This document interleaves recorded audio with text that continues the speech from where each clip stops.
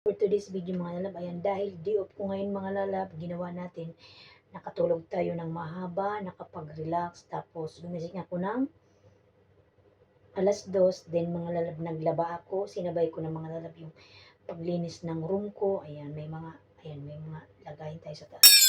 So ngayon mga lalab, dahil inintay ko mag 9 o'clock, kasi pupunta ako ng grocery, gusto kong bumili ng prutas. So ngayon mga lalab, kain muna ako nito mga lalab, low fat na yogurt. Yan yung flavor niya mga lalab. O, diba?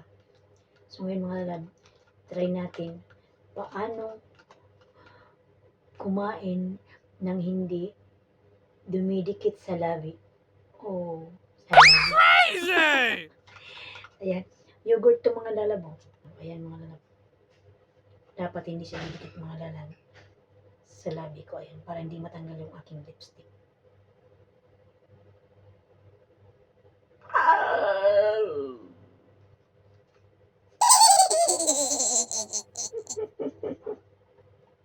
Nakalimutan ko, dumikit pala.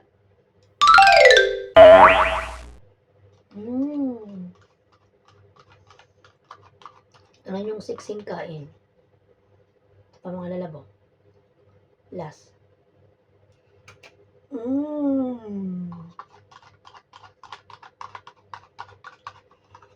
Ay, may isa pa pala last. Ito talaga mga lalab last. Wow! Wow! Wow! Yun lang po mga lalab. Thank you for watching. Bye-bye.